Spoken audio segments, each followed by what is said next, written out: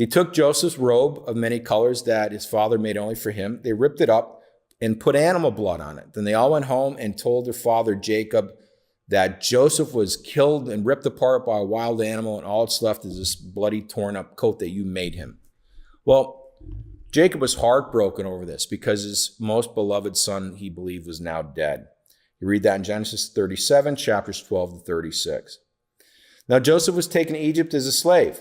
He was bought by a man named Potiphar, who was captain of the Pharaoh's guard. So Potiphar, it seems like, was kind of high up in the hierarchy, or high up in whatever he was in the military. Now it's important, it says, God was with Joseph and blessed everything that he did. As a result, Joseph was successful at all the tasks that he did in his service to Potiphar. Potiphar noticed that Joseph was successful at everything that he was involved with, so he made Joseph overseer of his house and put him in charge of everything that he had in the house. That's in Genesis chapter 39, verses 1 to 6.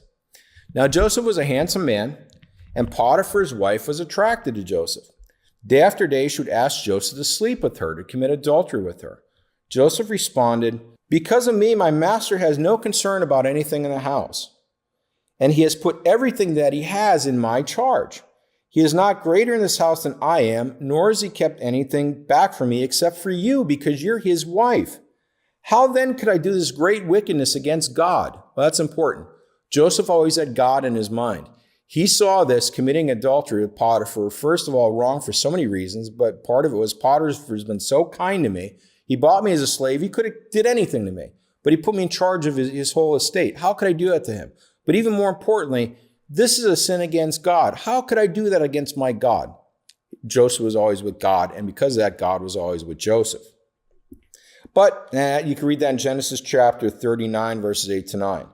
But Potiphar's wife was persistent pursuing Joseph. She didn't give up easy. And one day, no one was in the house except for her and Joseph. And she came up to him and grabbed him. He grabbed him by the shirt and said, "Sleep with me." Well, Joseph refused, but she wouldn't let him go. So he tried to pull away. And in this struggle, his shirt ripped off in her hands. Well, she decided, "I'm going to get back at you for rejecting me, Joseph." So she went out and told the guards, "Help, help.